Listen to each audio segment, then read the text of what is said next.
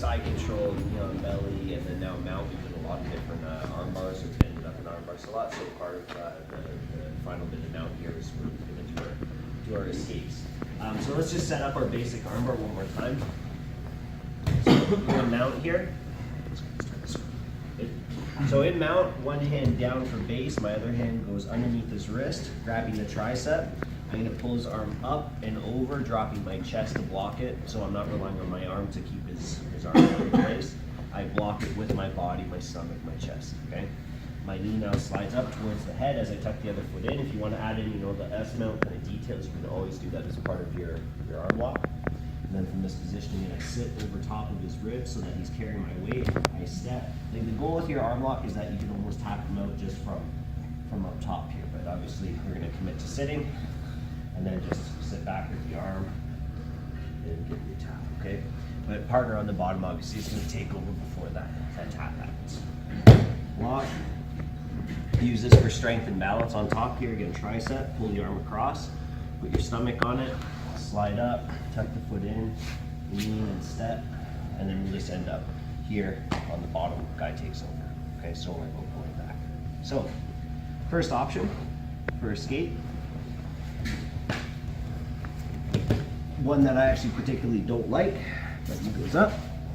So we get steps over here. We're going to end up just trying to clear the head. Okay, so we have a whole bunch of different defenses that we can use as far as grips, and so on.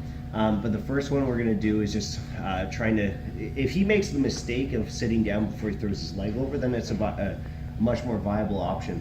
But what I want you guys to be focusing on is not based off his mistake.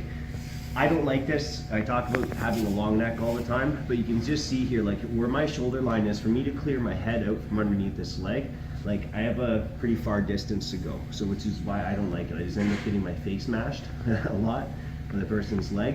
But it is viable. So if you feel like you have the strength, power, and the safety, everything is of course resisting because he wants to hyperextend my arm. So my natural reaction is always resist that. Keep your arm to yourself here.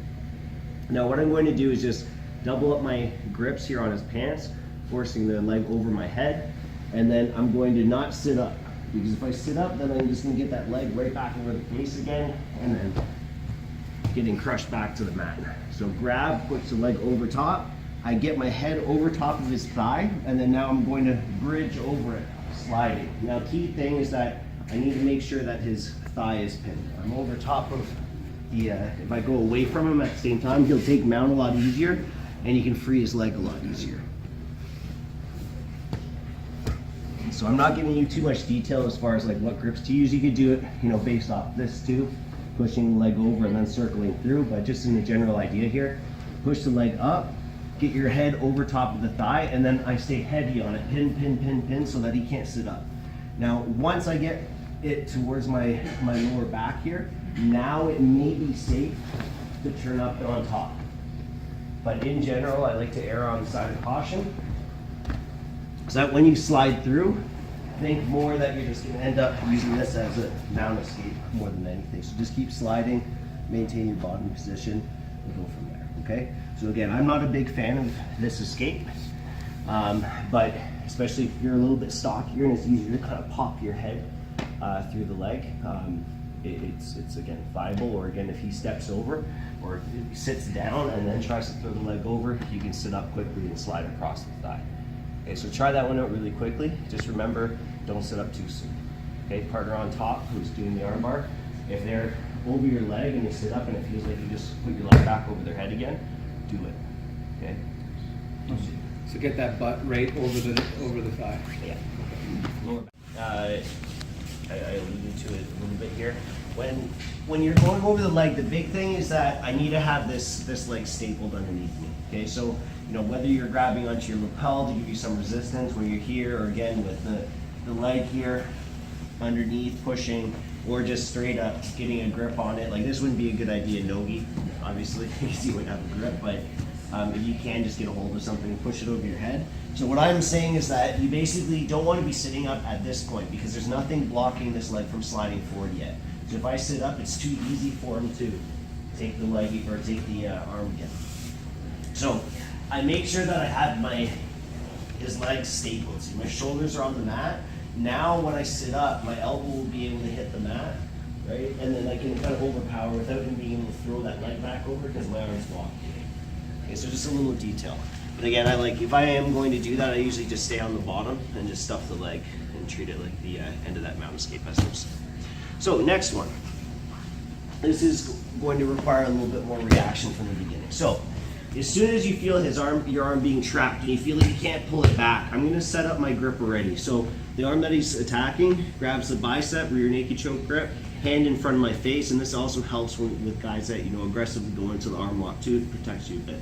So when he slides up, steps over, my hand's already underneath his leg here, so I can block it. See, now my head has some mobility, which really helps. First of all, comfort-wise, being able to breathe, and so on. And this is great for no-gi. Okay. Now the goal with this, and you can use this with any of your grips, but it's just to try and get the arm that he's attacking to the mat. Okay, the elbow to the mat. So for that to happen, I need to face him. Okay. So I'm just going to start to hip escape, and then I drag my shoulder away, and I use this hand here as leverage to help push him back, and I turn until my elbow's on the floor here. And at this point, now I'm basically out of the arm lock. But if I just stop my resistance, he can pull himself back in, cinch it up, and then lock you out again. So again, hip escape, get onto your side, push, and that's pretty consistent or constant. And I'm trying to slide my shoulders away from him and drag my elbow to the floor. So just kind of small, explosive movements until my elbow hits the mat. Okay? Now once you do have that elbow down, I'm going to start to think about my exit. Now I'm always in the mindset of favoring pushing the legs towards my legs so I have a chance at his back, and so that I'm not going into his defense and going into his guard.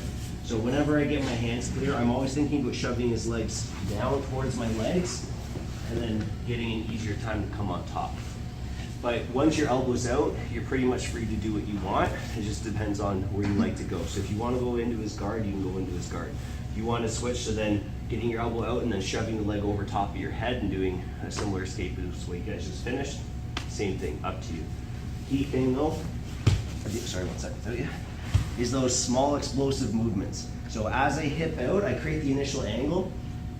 Think like you're trying to reel if your body was a spool and your arm is a string, you're trying to reel that up. So I can't just go like this to the mat because there's too much range here still. You can pull that arm up, not enough resistance. So think about like I'm trying to wrap my arm around myself, but obviously keeping my arm bent. So hip, and then it's these small little jerky motions, but I'm trying to pop that elbow down. Okay? And once that's there, if I can clear both hands to the inside of his legs, or outside of his leg, push them down, and then use that to get out. One more time. Remember, we need to have the reaction. So you can start again. Oh, first one. Yeah. So he's attacking. So I grab my bicep, hand in front of my face here so I can catch the arm. Or catch the leg. Okay, and then again, hip escape, small, explosive movements till the elbow's out. Push the legs down, and then start thinking of coming up from there. Okay? Let's go. Last one is that people always have the tendency when they just about get their elbow clear, right? So the hips blocking, everything was tight, and then as they extend, they feel like I'll be able to slip my elbow out because it feels like it's hooked, which it may be, by extending the arm to pull free. And that's where you get caught at that last second, and it's a really nasty armbar actually. Like a deep armbar, like where the crotch is like underneath your shoulder, like that sucks. But as my arm comes free, it actually raises the arm off of the body, so you get locked out really fast with just a quick pull. So you have to be careful of that. So when you're doing this technique, it doesn't necessarily have to be with this grip, right? If I miss that grip, and he steps over, and I go here, I can still do the same technique, right? Gable grip, S grip, whatever you want. But the technique is the same. It's about trying to drive the elbow down. So it happens more in this situation because he's already pulling, right? So I started tight, but then as I get to this point, people want to just kind of let the arm straighten and then pull it out at the last second, right? You have to be really disciplined with that. You have to keep the elbow bent the whole time. Even if it feels like keeping it bent is what's kind of hanging you up, you have to kind of stay with it until you get that elbow free. And then again, if I pull this arm out and I start sitting up from here, I'm going You do a triangle. So do something, right? Hide your arms, push the legs this way, push the legs this way. Doesn't really matter. Or again, even just to face him after, get your feet up and engage with him. But don't let that arm straighten at that last bit of the pull, because you can almost pop your own elbow, okay? So, next one, my personal favorite. So, I missed the grip. Maybe I felt like, I can't get it. He's too tight with his legs, good knee pressure. Like I'm unable to, I just don't feel safe turning towards him and trying to pull this elbow out. So what I'm gonna do instead is try and hook my elbow underneath his heel here. So remember this from our mount escape from last week. So what I'm going to do is use my elbow to reach underneath his foot and lift the ankle, the one closest to my, my legs here. Now, obviously easier said than done, although it does seem, especially if you have it pre-primed. You can use your hip or your chest to help kind of lift his ankle and pick it up. If his feet are crossed, well, you're in for a bit of a struggle, okay? So this kind of, it doesn't help very well. Or sorry, it doesn't give you a lot of options when he has his feet crossed, okay? But you can still do it. All I need to do is make sure that I can get his foot in between my legs. If I can do that, I'm pretty much safe, as long as you don't get tapped really quickly before you fully lock it up. So if I can't get my gable grip underneath, I'll switch to my S grip just to give myself a little bit more range and mobility to get the elbow in, or kind of last desperation, because as soon as I catch the foot, I'm just going to maybe get a grip, maybe hold on here, and then I'm just going to use my hand quickly. But I have to move fast. Now the key thing with this escape is that once I have his foot trapped, I need to slide up and trap his thigh. So right now he's right in line with my shoulder line, so this is where I can still get locked out. If I just have his foot, he can still create knee tension and lock me out. But as I slide up and I grab his thigh, what's naturally going to happen is that I'm not just grabbing it, I'm kind of stretching.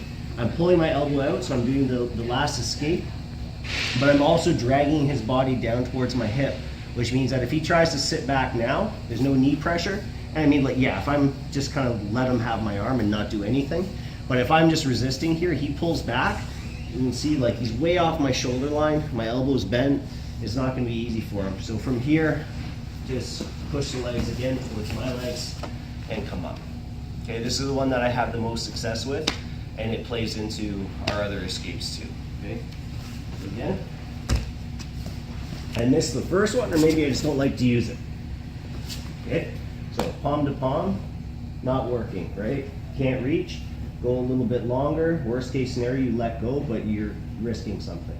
Now a little detail too to help get that elbow in, because it may not feel like, especially when he's resisting, he's pulling, right? It feels like you won't be able to get that elbow down. Swing your legs and throw your shoulder underneath, okay? You just give yourself momentum with your legs. You just jam it. Catch, grab, get that elbow free, and then start to sit up. Okay, one more time. So he catches the arm lock. Oh, maybe I don't feel like I can turn this way, so I switch. Can't get it, can't get it. Throw yourself, jam that elbow underneath. Use your hip, use your stomach. Grab, grab. Try and get the elbow free. Push the legs down, and then on top. Okay? Give it a try. Quick detail, I saw a lot of people sitting up. Oops, sorry. That's all good. So when you got underneath here and you cleared and you trapped here and you're doing this part, a lot of you were, I don't know why, but sitting up. I don't even know how you were sitting up, but a lot of you were sitting up. First of all, it's a little bit unrealistic when he's trying to keep you down. Or like when someone sits up on me, it depends on whether it's one of you guys or, you know, someone that I want to beat up a little bit. But if I sit up, right, from this position here, if he hacks my head down into the mat, like, it's like kind of like jumping into like breaking something, right? You're just going to increase the power, and this isn't comfortable, right? Like I never ever sit up in these positions unless I'm already in a stack, right? Or if I'm in a position to stack, which is different from getting armbarred from the top here. So try not to sit up, okay? Like for me, whenever that happens, I kind of giggle and I go, bah, right? Just kind of helps me out. But last one here, worst case scenario. So we started off pushing the leg, sure, but this kind of sequence here. So I started off here, trying to twist, getting my elbow out, not working. So I drop my hand lower, boom, and I start to rotate towards the feet to try and get my elbow out, not working. Maybe I try and bail quick and try and get it, still not working. But this whole time, what I was making sure was clear is my shoulder. If my shoulder can hit the mat, or more specifically, to make sure if my elbow can hit the mat, then I can do my hitchhiker, which is the last one in the sequence. Now, key thing, as I was saying before, if he sits back here, my thumb's up, good armbar, right? I'm saying, awesome job, but I'm gonna tap. My thumb's down, from here, if he tries to hip up on it, see my elbow's facing the wrong way, so it's gonna be a bit of a battle. He has to fight me from here. So what I'm going to do for the hitchhiker is my thumb goes to his hip, pointing down, okay? Now, if, again, his feet were kind of crossed, or even if I just was kind of trapped here, I'll never be able to twist out because my body can't roll. So I need to make sure that I kind of go through the sequence. Think about that windshield wiper escape when we clear the floor of the feet. But now when I'm here, I'm trying to clear the feet of the mat. English is breaking down, guys, sorry. And if he does have his feet crossed, you can't feel sorry for the guy who's trying to break your arm about like elbowing him in the foot. Okay, like if I'm here and I really need to get out, like I'm gonna start to try and just hack at the, like he's gotta clear his feet or he's gonna get in a little bit of pain. But now he might be mad at you, he's gonna crank your arm. Okay, so just be aware. So, thumb goes towards the hip, and then I'm going to look away from his body. Now, if we want to do this as slow as possible, we're gonna walk like a clock, almost like a clock choke. And I'm gonna step, step, step, come up, celebrate at being awesome, and go into a triangle. Okay? You have to stay tight. So from here, making sure that my elbow can get to the mat, I have to sacrifice. I can't keep my grip and do the hitchhiker escape. Some people will do like a back roll, but he can roll with you and go into a belly down armbar. So elbow down, look away from him. I throw my hand into his hip here, tucked in over my head. And then from this position, as I run, I actually have to extend my arm. If I keep my arm hooked, I won't be able to finish the roll. So as I roll through, I punch my arm forward. But because my thumb's pointing the wrong way, it allows me now to rotate tight from this position, grabbing his thigh, head tight, so I don't go into the triangle, and I drive heavy here. Now what's key with this is reaction, guys. Like to do this when someone's here, is not gonna happen. It's gonna feel awkward for both of you, and it's not realistic. It works the best when someone's committed to pulling, and pulling hard.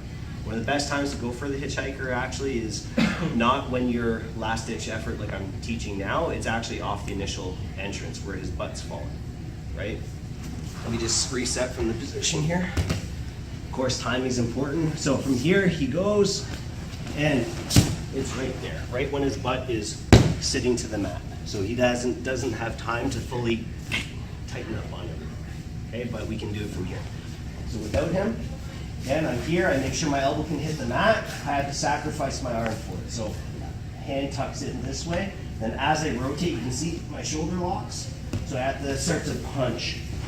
And then I circle tight towards the outside so I don't go into an normal plot over the trunk. Okay? Last one. Oops.